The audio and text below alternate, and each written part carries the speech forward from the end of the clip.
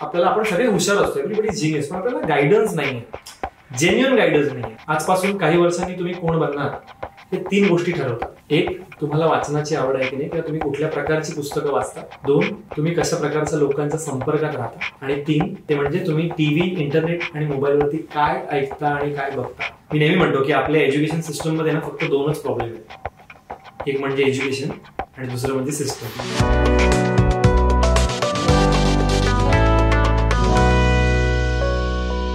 मुळात career counselling किंवा oral counselling, mental health या क्षेत्रामध्ये येण्यापाठीमागे थोडीशी एक स्टोरी अशी आहे की मी सगळ्यात आधी जॉब करत होतो. म्हणजे मी जनरली एका एज्युकेशन इन्स्टिट्यूट सोबतच एका युनिव्हर्सिटी सोबत काम करायचं. म्हणजे माझं पोस्ट ग्रॅज्युएशन वगैरे मी केलं, चांगलं शिक्षण घेतलं, एका खूप अशा लोअर बॅकग्राऊंड मधून छान शिक्षण घेऊन चांगली नोकरीपर्यंत पोहोचलो, जिकडे बऱ्यापैकी पगार होता, चांगले इन्सेंटिव्ह होते.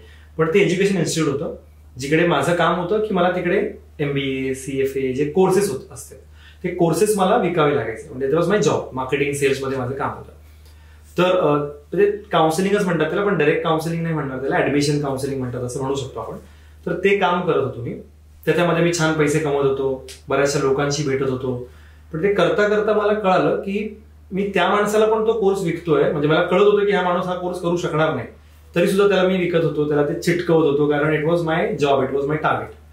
ते कुठेतरी आतमध्ये मला लागत होतं की I am not doing justice to my job, किंवा हे छान नाही करत, चांगलं नाही करत. पण मग काय, जॉब असल्यामुळे करायला लागत होतं.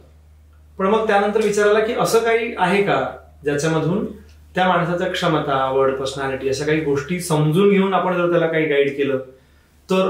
तेव्हा मला कळालं की असं सायकोलॉजीमध्ये करिअर काउन्सिलिंग असतं. तोपर्यंत सायकोलॉजी वगैरे हा भाग मला काही कल्पना असतो. आणि सायकोलॉजीचा अभ्यास सुरू केला. पहिलं असं पुस्तकांमधून वगैरे वगैरे वाचन सुरू केलं.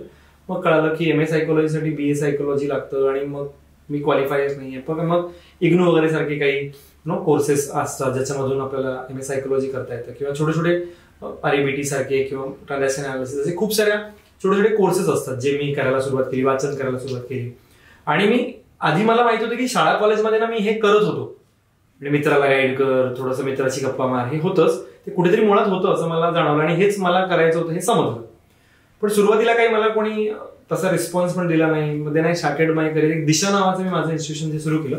मुळात दिशाचा एक फुल फॉर्म आहे. दिशा म्हणजे मराठीमध्ये आपण दिशा आपल्याला माहितीच आहे, दिशा म्हणजे मार्ग दाखवणं असं पण होतं. आणि DISHAA आहे माझ्या जे इन्स्टिट्यूशन आहे त्याचं नाव. ते म्हणजे directing individuals with specialised human approach and attitude असा त्याचा फुल फॉर्म पण आहे. म्हणजे डायरेक्शन देण्याचं, गायडन्स देण्याचं काम सुरू केलं. मग त्याच्यामधून विद्यार्थ्यांना गायडन्स, करिअर काउन्सिलिंगच्या माध्यमातून, पालकांना, म्हणजे सगळ्यात मोठा विषय आहे तो पालकांनी, त्याच्यावरती मी थोडंसं डिटेलमध्ये बोलेनच, पालकांना गायडन्स देणं किंवा शिक्षकांना ट्रेनिंग देणं. जसं मी एज्युकेशनला एक ट्रायंगल म्हणतो. ट्रायंगल का, तर त्याचे 3 कोण आहेत, पालक, शिक्षक आणि विद्यार्थी. या ट्रायंगलने मिळून एज्युकेशन नावाचा हा ट्रायंगल बनतो. आणि या तिघांचे पण चॅलेंजेस आहेत. पालकांचे काही प्रॉब्लेम्स असतात, विद्यार्थ्यांचे भरपूर सारे कन्फ्युजन आहे, टीचर्सचे बरेचसे इश्यूज आहेत. त्याच्यावरती कन्सल्टिंग, गायडन्स करत करत सुरुवातीला एखाद्या क्लासमध्ये जा, एखाद्या कॉलेजमध्ये जा, तिथे लेक्चर्स मिळतील का असं सुरू कर. असं करत करत करत हळूहळू करिअर काउन्सिलिंग, पॅरेंटिंग या क्षेत्राकडे माझं म्हणजे मी वळायला लागलो.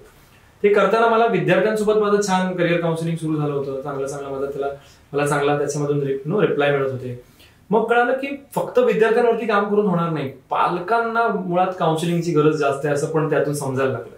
मग एक आर्ट ऑफ पॅरेंटिंग नावाचा एक प्रोग्राम तो डिझाईन केला. तो प्रोग्राम इतका छान चालू आहे अजूनही की तो अगदी, मी असं म्हणतो त्याला, डोंबिवलीपासून तो अगदी दुबईपर्यंत मला घेता आला. आणि मला हे कळालं की पालकांचे प्रॉब्लेम तुम्ही कुठेही जा बऱ्यापैकी सेम आहेत.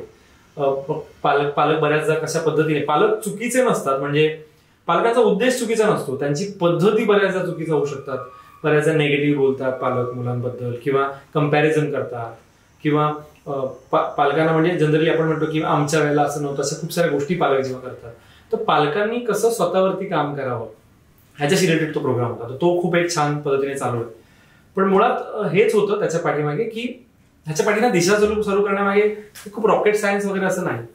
मला स्वतःला जे चॅलेंजेस कळाले, कारण मला स्वतःलाही गाईड करायला कोणी नव्हतं, माहितीच नव्हतं की काय असतं कॉमर्स, आर्ट, सायन्स याच्या बाहेरचं काय माहिती नाही, तेही धड माहिती नाही. पण मला हे कळालं की ह्या वयामध्ये ना आपण सगळे हुशार असतो, एव्हरीबडी जीनियस, पण आपल्याला गायडन्स नाहीये, जेन्युइन गायडन्स नाहीये. खूप सारे क्लासेस आहेत, संस्था आहेत, पण ते त्यांचा कोर्स विकण्याच्या पाठीमागे पण बऱ्याचदा असतात. सो दिशामध्ये असा काही माझा कुठला MBA नाहीये, की माझा काही CFA नाहीये, की माझ्याकडे MPSC UPSCचे क्लासेस नाहीत, की अजून कुठला मी कोर्सेस विकत नाही. मी जेन्युअनली तुमची आवड काय आहे, तुम्हाला काय जमतं, तुम्हाला काय, म्हणजे मी जनरली म्हणतो की एक उत्तम करिअर म्हणजे काय, तर तुम्हाला काय आवडतं, तुम्हाला काय जमतं आणि कशामधून पैसे मिळणार याचा सुवर्ण मध्य.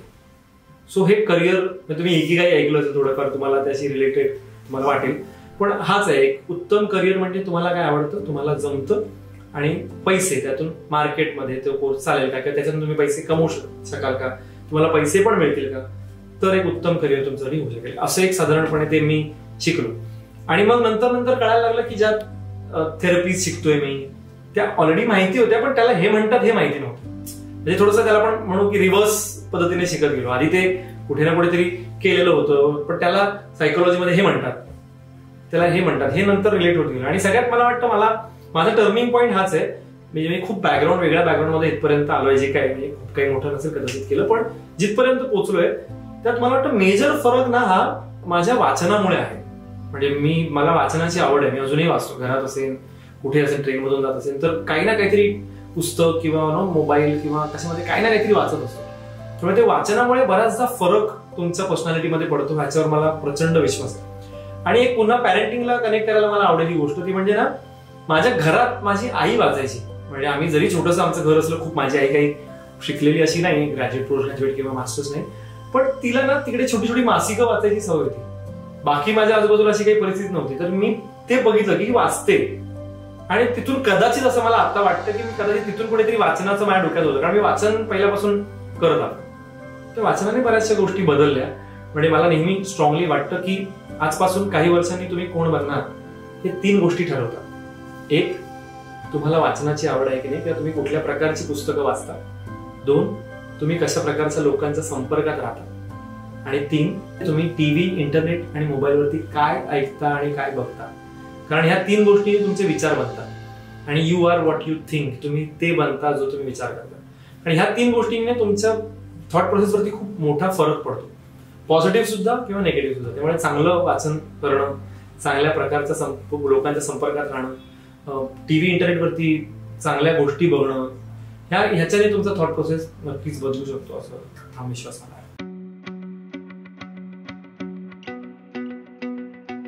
आपल्या एज्युकेशन सिस्टम मध्ये ना फक्त 2च प्रॉब्लेम आहेत. एक म्हणजे एज्युकेशन आणि दुसरं म्हणजे सिस्टम. जो सपाट पण कन्फ्युजन बऱ्याचदा असतं. तर बेसिकली कन्फ्युजन म्हणजे काय, तर कन्फ्युजनच्या 2 लेवल असतात असं मला वाटतं. एक पहिली जी बेसिक लेवल जी आधीच्या पिढीला असायची ती, आणि दुसरी ऍडव्हान्स लेवल जी आत्ताच्या विद्यार्थ्यांना आहे. पहिली लेवल म्हणजे काय, कन्फ्युजन म्हणजे काय, when there is no knowledge, there is no information म्हणजे कन्फ्युजन. तर त्याचं सोल्युशन सिम्पल आहे, have that knowledge from proper source. तीच माहिती तुम्हाला माहिती, जसं आधीच्या पिढीला माहिती नसायची, तर ते इन्फॉर्मेशन घेतले. जसं समजा आता मी तुम्हाला सांगितलं की तुम्ही चर्चगेटला जा, and you don't know how to go to Churchgate, मग तुम्ही कन्फ्युज असणार ना. मग समजून घ्या चर्चगेटला कसं जातात. हे झालं पहिलं, पण एवढं सोपं नसतं करिअरमध्ये किंवा आयुष्यामध्ये. Then you go to a second step of confusion. ती म्हणजे when there is too much of knowledge, too much of information. म्हणजे आता मला कळालंय की 4-5 पद्धती आहेत चर्चगेटला जायच्या. बाय रोड पण जाता येतं, मग रोडमधून पण ह्या 2 रोडने जाता येतं, किंवा ट्रेनने पण जाता येतं, मग दादरवरून पण बदलून जाता येतं, CST वरून पण जाता येतं, मग आली का पंचायत. मग हे आहे दुसरी लेवल ऑफ कन्फ्युजन. ती थोडीशी टफ असते, जी आत्ताच्या विद्यार्थ्यांसाठी बघा, they are overloaded with information. खूप सारे ऑप्शन्स असल्यामुळे पण कन्फ्युजन येतं. मग इथे काय करायला हवं, तर यासाठी ना तुम्हाला तुमच्याकडे असलेले अवेलेबल रिसोर्सेस किती आहेत हे क्लिअर असणं गरजेचं आहे.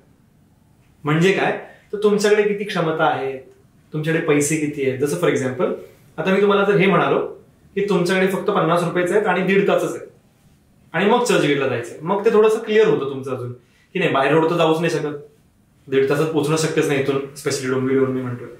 मग 50 रुपयाचे म्हटल्यावरती बाबा मला बाय रोड टॅक्सी बिक्सीचा खर्च होणारच नाही, मग ट्रेननेच जाता येईल. CST वरून पण जमणार नाही, कारण तिथून परत कदाचित टॅक्सी बिक्सीचे पैसे लागू शकतात. मग दादरवरून चेंज करून जाणं हा पर्याय माझ्याकडे. हा एक मुद्दा आपण क्लिअर करून घेऊ शकतो. किंवा त्याच्यापेक्षा आधी प्रश्न हा विचारायचा, मग चर्चगेटलाच का जायचंय हे पण थोडंसं क्लिअर आपण करायला हवं. किंवा मला ती गोष्ट जी हवी आहे ती दादरला मिळेल का, किंवा इथे माझ्या डोंबिवलीलाच मिळेल का. तर मुळात मला असं वाटतं प्रश्न पडले पाहिजेत. जनरली तुम्ही म्हणतो ना की एज्युकेशनमध्ये जो प्रॉब्लेम आहे आपला तो हाच आहे की आपलं एज्युकेशन आपल्याला उत्तरं द्यायला शिकवतं, प्रश्न तयार करायला, प्रश्न विचारायला जनरली आपल्या इथे प्रश्न पडले पाहिजेत. प्रश्न पडणं ही मला वाटतं खूप एक छान साईन आहे. प्रश्न विचारले पाहिजे, पण आपले ते दाबलं जातं. प्रश्न विचारणाऱ्या विद्यार्थ्याला किंवा जरा थोडंसं असं निगेटिव्ह बघतात, किंवा प्रश्न काय त्याला म्हणजे आपल्याकडे घरात पण किती प्रश्न विचारतो असं दाबलं जातं. प्रश्न पडणं is a good sign, it's a good sign for anybody, right. So हे कन्फ्युजन दूर करण्यासाठी पुन्हा मग career counsellor comes into picture. Mental health counselling हे सगळ्या गोष्टी थोड्याशा आपल्या इथे टॅबू समजल्या जातात. जसं काही म्हणजे हे एवढं सोपं आहे सायकोलॉजिस्टकडे जाणं, सायकॅट्रिस्टकडे जाणं, की तुमच्या दातात जर प्रॉब्लेम आला तुम्ही कोणाकडे जाता, तर डेंटिस्टकडे जाता. तुमच्या स्किनला प्रॉब्लेम झाला तुम्ही स्किन स्पेशलिस्टकडे जाता. तेच तुमच्या मनात काही गोष्टी आहेत त्यासाठी तुम्ही सायकोलॉजिस्ट, सायकॅट्रिस्टकडे जाऊ शकता. हा फरक फक्त आहे, psychiatrist can prescribe you some medicines also.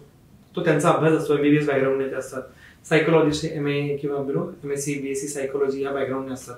Counsellors असतात, त्यांची मदत घेतली पाहिजे, कारण मेंटल हेल्थ खूप महत्वाचा भाग आहे. ते तुमच्या करिअर रिलेटेड कन्फ्युजनला, रिलेशनशिप रिलेटेड कन्फ्युजनला, तुमच्या मनात गोंधळ जर काही चाललेला आहे तर त्या कन्फ्युजन मिटवण्यासाठी, समजून घेण्यासाठी तुम्ही हा मेंटल हेल्थ प्रोफेशनलची मदत घेणं काही चुकीचं नाही. पण आपले ते टॅबू आहे की तुम्ही सायकोलॉजिस्टकडे गेलात की सायकॅट्रिस्टकडे गेलात की डिस्कशन्स असतात पाठीमागून, अरे शी सिंग अ काउन्सिलर, किंवा तो मेंटल हेल्थ त्याचा हे आहे, म्हणजे वेळच ठरवलं जातं आपल्या डायरेक्ट.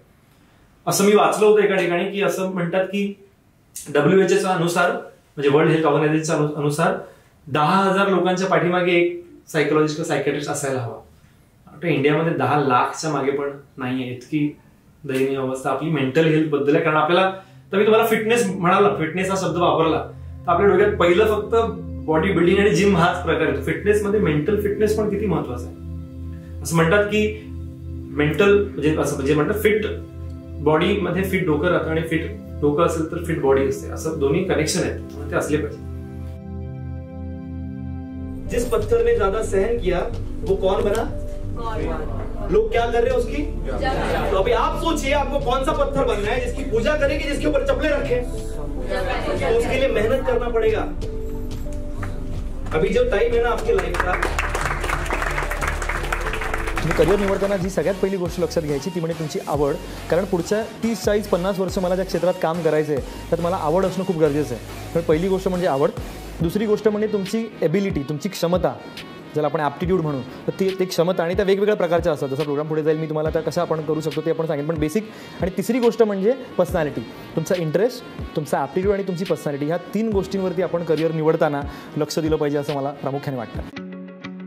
मुळात मला वाटतं पॅरेंटिंग हे मुलांसाठी नाहीच आहे. पॅरेंटिंग म्हणजे स्वतःसाठी आपण काय बदल करावे स्वतःमध्ये त्याच्याबद्दल आहे. मुळात काय होतंय पॅरेंटिंग मध्ये, काय झालंय की बऱ्याचदा पालक काय करतात की पालक ती सिस्टम आपल्या मुलांवरती लावायला जातात जी काही वर्षांपूर्वी त्यांच्या पालकांनी त्यांच्यावरती वापरलेली आहे. मी हे म्हणत नाही की चुकीची सिस्टम आहे, ती बरोबर असेल कदाचित, पण ती त्या वेळेसाठी त्या मुलांसाठी बरोबर होती, ती आता चालणार नाही. तुम्ही आज टाईपरायटर घेऊन काम करता का? नाही, we use laptops, we use palmtops, computers, mobiles. So म्हणून अपडेटेड वाला व्हर्जन शिकणं हे खूप गरजेचं आहे. आणि पॅरेंटिंग मध्ये काही डिग्री मिळत नाही ना, कुठली डिग्री नाही. आपण तुम्ही काही अशा अपडेटेड गोष्टी आहेत ज्या मुलांना समजायला हव्यात, आपल्याला मुलांना कसं ट्रीट करायचं कळालं पाहिजे, ह्या गोष्टी शिकणं, अपडेट करणं हे काही चुकीचं नाही. जसं फॉर एक्झाम्पल आता बऱ्याचदा मुलं म्हणतात की पालक कंप्लेंट घेऊन येतात आमच्याकडे की मुलं मोबाईल वापरतात. तर मी सिंपल प्रश्न विचारतो, कोणाचा मोबाईल वापरतायत ते? तर आमचाच. मग तो पहिला तो मोबाईल टाकून द्या. सांगायचा मुद्दा आहे, टाकून द्या म्हणण्यापेक्षा सांगायचा मुद्दा आहे की तुमची मुलं ते नाही करत जे तुम्ही सांगता, तुमची मुलं ते करतात जे तुम्ही करता. हे थोडंसं जड वाटतं कधी कधी पालकांना, पण ह्याच्यानेच तुम्ही छान बॉन्ड क्रिएट करू शकाल आणि मुलांना छान पद्धतीने वाढवू शकाल. कारण ह्या मुलांना बघ असं असतं की तुमची मुलं तसं वागणार ज्याचा इम्पॅक्ट त्या मुलावरती जास्त आहे. त्याचा मित्राचा इम्पॅक्ट जर त्याच्यावरती जास्त आहे तर तो मित्र जसा सांगेल तसा वागणार. तो दुर्दैवाने पालकांचा इम्पॅक्ट पॉझिटिव्ह फार कमी आहे मुलांवरती. सो त्या मुलावर जर तुमचा छान इम्पॅक्ट असेल तर तुम्हाला तो हवं तसं तुम्ही त्याच्याकडून त्या गोष्टी पण करून घेऊ शकाल किंवा त्याशी छान बॉन्ड निर्माण करून घेऊ शकाल. So it's a skill that we need to understand and learn. जर तुमच्या मुलांसोबतचं तुमचं रिलेशनशिप छान करायचं असेल, सो याच्यात शिकणं, डेव्हलप होणं, काही बरेचसे पालक आणि पॉझिटिव्ह रिस्पॉन्स पण देतात. आम्ही आर्ट ऑफ पॅरेंटिंग मध्ये बघतो. तर त्यांना समजवलं, शिकवलं, सांगितलं तर त्यांना कळतं की अरे हा यार ही आपण कुठेतरी बघा, पालक चुकीचा नसतो, म्हणजे मी म्हणतो ना उद्देश चुकीचा नसतो पालकाचा, त्याची पद्धत आउटडेटेड किंवा चुकीची असू शकते ना, ती पद्धत बदलायची फक्त. त्याला पॅरेंटिंग म्हणू शकू सोप्या भाषेत. कम्युनिकेशन स्किल हे one of the very important skills झाले आता. कारण आपण मीडियाच्या, सोशल मीडियाच्या युगात आता राहतोय. तुम्हाला ते गोष्ट येणं, त्याचसोबत ती येते हे दाखवणं सुद्धा आता तेवढंच महत्वाचं आहे. जसं तुम्ही 15 वर्ष शिक्षण केलं पण 15 मिनिटाचा इंटरव्ह्यू तुम्हाला इंग्रजीमध्ये देता नाही आला तर will you get a job? तुम्हाला काम मिळेल का? तर नाही. याचा अर्थ 15 वर्षाच्या शिक्षणासोबतच ते 15 मिनिटाचं कम्युनिकेशन स्किल किती महत्वाचं झालं बघा. सो आणि स्किल म्हणजे मी तेच म्हणतो ना की 2 प्रकारचे स्किल असतात. एक असतात तुमचे हार्ड स्किल्स, ज्याला अकॅडमिक स्किल्स म्हणतात, आणि दुसरे सॉफ्ट स्किल्स. तर एका रिसर्चमध्ये असं कळलं की एखाद्या माणसाला यशस्वी करिअर करण्यासाठी त्याचे हार्ड स्किल्स 20% आणि सॉफ्ट स्किल्स 80% मॅटर करतात. So communication skill comes under very important soft skills. तुम्हाला भाषा, मग आणि माझं म्हणणं फक्त इंग्रजीच नाही, इंग्रजी, मराठी, हिंदी, कुठली भाषा, म्हणजे तुमचा विचार छान मांडता आला पाहिजे, पटवता आला पाहिजे, एक्सप्लेन करता आलं पाहिजे, दाखवता आलं पाहिजे. म्हणजे त्याच्यात सेल झालं, इंटरव्ह्यू झाले, प्रेझेंटेशन झालं, ह्या गोष्टी, स्टेज प्रेझेन्स झालं. हे कदाचित नॅचरल नसेल तुमच्यामध्ये खूप चांगलं, पण ऍटलीस्ट एक बेसिक लेवलला तुम्ही त्या गोष्टी एक्वायर्ड नक्कीच करायला हव्यात असं मला वाटतं. मला वाटतं मी खूप काही असं हुशार आहे असं माझा दावा नाही, पण मी जे पोहोचलोय त्याच्यामागे जसं वाचनाचा एक इम्पॉर्टंट भाग आहे, तसाच मला वाटतं माझं कम्युनिकेशनमुळे मी इथपर्यंत बऱ्यापैकी पोहोचू शकलो. म्हणजे जे काय आज मी सेशन्स घेतो, नॅशनल इंटरनॅशनल अगदी मोठमोठ्या संस्थांसोबत घेतो, NIFT सारख्या संस्थांमध्ये घेतो, पण तिथे मला वाटतं मेजर रोल, आणि it has nothing to do with your English. मुळात तो टॅबू काढून टाकतो आपण इंग्रजीचा.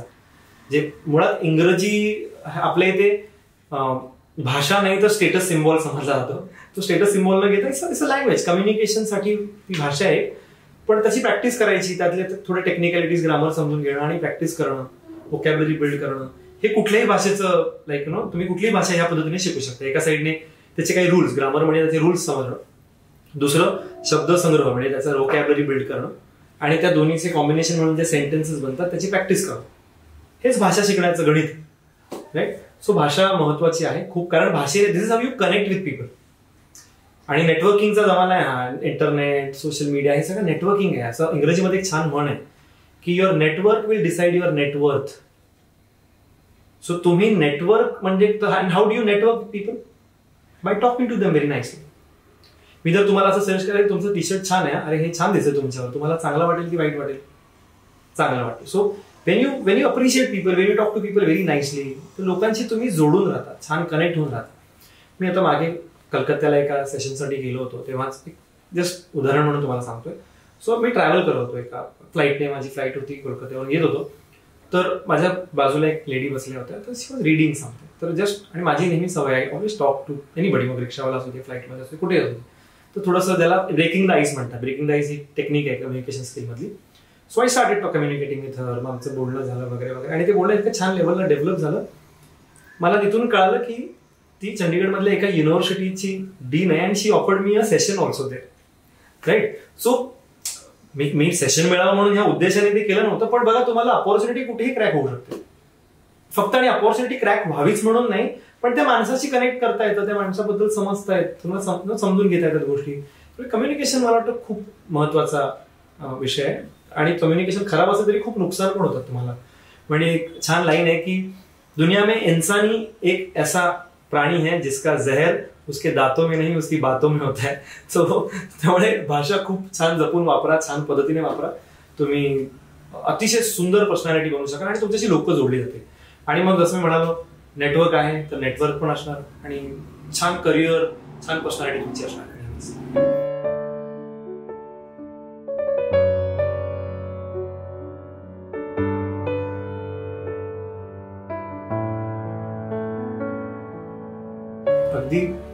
अगदी पत्र्याच्या घरातून ते आज मोठ्या घरात येणं, किंवा दिशा नावाचं इन्स्टिट्यूशन माझं सुरू करणं, किंवा मग कुठल्या संस्थांमध्ये TV, माझा चॅनल्स पर्यंत जाणं, एकदम चांगल्या घरात असं इथपर्यंत पोहोचलोय.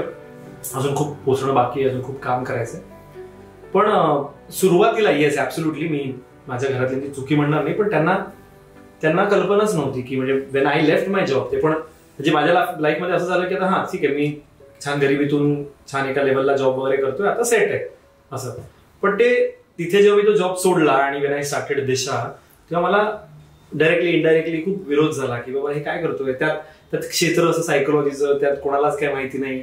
म्हणजे मी तर कधी कधी म्हणतो की अजूनही काही वेळेला माहिती नाही माझ्या काही जणांना आजूबाजूच्या की मी काय काम करतो. सायकोलॉजी वगैरे खूप त्याच्याबद्दल टॅबू असतात. पण I always new what I am doing. मला हे माहिती होतं की मी काय करतोय, ठीक आहे. अगदी जरी क्लिअर नसेल तरी हा जो मार्ग आहे हा ना छान आहे, काहीतरी व्यवस्थित त्याच्यातून कन्स्ट्रक्टिव्ह करेनच मी, याचा मला विश्वास होता, आहे अजूनही. तर पण घरातल्यांचा सुरुवातीला सपोर्ट नव्हता, त्यांना पण कल्पना नव्हती की बाबा काय आहे क्षेत्रात, एवढी छान नोकरी ही सोडून काय करणार आणि हे काउन्सिलिंग कसं करतात, ह्याच्यात त्यांना ती कल्पनाच नव्हती, कारण तो बॅकग्राऊंडच नाही. आणि कधी पण नेहमी लक्षात ठेवा की फर्स्ट जनरेशन एंटरप्रेन्योर असतो ना, की जो तुमच्या घरातला जो पहिला हे सुरू करतो. माझ्या घरात सगळं बॅकग्राऊंड गव्हर्नमेंट सर्वंटचं आहे. माझे वडील, माझा भाऊ, माझे काका, माझे काकांची मुलं, माझ्या आजोबांपासून सगळे गव्हर्नमेंट मध्ये काम करतात. तो एक त्यांच्याकडे एक वेल सेट एक त्यांची सिस्टम आहे की अशाच पद्धतीने गेलं पाहिजे. सो वेन यू स्टार्ट, जेव्हा कोणतरी नवीन सुरुवात करतो त्याला खूप विरोध किंवा अगदी विरोध नसला तरी सपोर्ट नसतो जनरली. इनफॅक्ट माझ्या आईचं म्हणणं असं होतं की तुझं लग्न पण होणार नाही, म्हणजे आपल्या इथे मुलगी देत नाही बिझनेस करणाऱ्याला. काही अंशी ते बरोबर पण आहे, but I am very happy today. आज मी छान व्यवस्थित संसार करतोय, सगळं करतोय. पण मग एक छोटीशी स्टोरी मला आठवली म्हणून सांगतो याच्यावरून, की पुण्यात एक कंपनी आहे, असं म्हणतात की पुण्यामध्ये एक कंपनी आहे, ज्या कंपनीमध्ये जर तुमच्या मुलाला जॉब लागला, म्हणजे इंजिनिअरिंग कंपनी, तर तुमच्या मुलाचं लग्न होणं अगदी म्हणजे 100%, म्हणजे तो मुलगाचं लग्न आरामशीर होणार. म्हणजे इतकी वेल नोन ती कंपनी आहे. तिथे मुलगा तुमचा इंजिनियर म्हणून तिकडे कामाला लागला तर त्या मुलाचं लग्न हसत हसत कोणी तुम्हाला मुलगी. पण त्या कंपनीच्या मालकाचं लग्न होत नाहीये, कारण त्याचा बिझनेस आहे. सो याचा अर्थ आपले ते मला हे सांगायचं आहे की तुमची नोकरी हा कोणाचा तरी बिझनेस असणार आहे, अनलेस अँटिल तुम्ही गव्हर्नमेंट जॉब नाही करत. त्यामुळे इट इज नॉट नोकरी वर्सेस बिझनेस, या दोन्ही गोष्टी महत्वाच्या आहेत. मी म्हणतच नाही, पण फक्त नोकरीच आहे हेच चांगलं हे थोडंसं बरोबर नाही. हा, बिझनेस मध्ये वेगळे चॅलेंजेस आहेत, वेगळ्या पद्धतीने गोष्टी घडवता येतात. मला एक स्ट्रॉंग मत आहे उद्योजकाला, हे एक म्हणजे मी जे करतो तेच, आई आणि देव, जर ईश्वराला तुम्ही मानता तर देव आणि आई नंतर जर नवनिर्मितीचं सुख किंवा कोणाला मिळत असेल तर ते एका उद्योजकाला असतं, कारण तो काहीतरी निर्माण करतोय आणि मग त्याच्यातून संधी निर्माण होत आहेत, कामं नोकऱ्या निर्माण होत आहेत. सो हे उद्योजक एक करू शकतो. त्यामुळे आज माझ्याकडे पण काही लोक काम करतात, माझ्यासोबत काम करतात. So business I strongly believe की येस, तुमच्यामध्ये क्षमता असतील, तुम्हाला वाटतंय तर त्याच्यासाठी पूर्ण प्रयत्न करा. हा पण हे सोपं नाही, ते करताना बरेचसे चॅलेंजेस येतात. पण येस, मी 15 वर्ष आहे इथे, अजून टिकून आहे पेशंटली, प्रचंड मेहनत करत करत. मी जसं दरवेळेला सांगतो की इथे बर्फ, इथे साखर आणि पायाला चाका, म्हणजे डोक्यावर बर्फ ठेवा, तोंडात साखर ठेवा आणि पायाला चाकं लावा. म्हणजे काय, इथे बर्फ म्हणजे डोकं शांत ठेवून, न चिडता, न भडकता, न टेन्शन घेता, शांत डोक्याने आपण जर आपलं काम करत राहिलो तर आपण नक्कीच यशस्वी होऊ शकतो. जसं मी नेहमी विचारतो की तुम्हाला पाण्यात तुमचं प्रतिबिंब दिसतं का? तर दिसतं, पण उकळत्या पाण्यात दिसतं का? नाही. तर स्वतःला बघायचं तर तुम्ही शांत असायला पाहिजे. थंडा दिमागवाला इंसान लंबी रेस का घोडा आहे का? डोकं शांत ठेवा, what ever may be the situation. शांत डोकं तुमचा प्रॉब्लेम कदाचित सॉल्व्ह नाही करणार, पण वाढवणार तर नक्कीच नाही. चिडलेला माणूस काय करतो माहितीये? चिडलेला माणूस जनरली तो ना आगीचा गोळा घेऊन दुसऱ्यावर फेकतोय. सगळ्यात पहिला कोण भासतो तर जो तो गोळा घेतोय. डोकं शांत, तोंडात साखर, म्हणजे मागाशी सांगितलं गुड कम्युनिकेशन स्किल, लोकांना अप्रिशिएट करा, छान बोला, कनेक्ट छान व्हा लोकांशी. उत्तम तुमच्या तोंडातून जे निघेल ते प्रोडक्टिव्ह छान जर असेल तर खूप चांगलं. आणि तिसरं पायाला चाकं म्हणजे प्रचंड मेहनत करायची तयारी. एका ठिकाणी बसून यश मिळत नाही. यश कुठे आहे माहितीये का? तुमच्या कम्फर्ट झोनच्या बाहेर. तो you cannot be successful and comfortable at the same time, right? म्हणून एक तीच लाईन शेवटची माझी आवडती सांगतो. Ice factory, sugar factory, wheels factory, then your life and career will be satisfactory.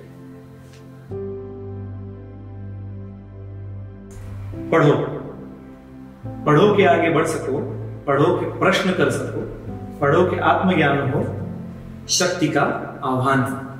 पढ़ो ये जानने को क्या सही है, पढ़ो ये जानने को क्या सही है, और पढ़ो इसलिए भी कि क्या पढ़ना नहीं है. पढ़ो के दृष्टि का विस्तार हो, नव सृष्टि का निर्माण हो, उद्धार हो नव चेतना, असत्य का संहार हो. पढ़ो सत्य जानने को, कुछ भी ना मानने को, आंखें मूंद हो अगर तो नींद तोड़ जागने को. कि जलवायु नव धरा, हेतु भी पढ़ना जरा, नकार न हर शब्द वे जिसमें प्रेम ना. अंत में बात सबसे प्रमुख, पढ़ो इसलिए कि रोशनी किसी की बन सको. न सूर्य सा तो क्या हुआ, दीप सा तो जल सको, अरे दीप सा तो जल सको.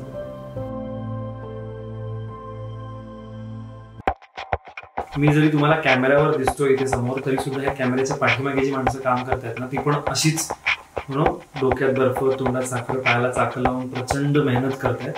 छान छान काम, छान छान लोक तुमच्यापर्यंत पोहोचवण्याचा प्रयत्न करतायत.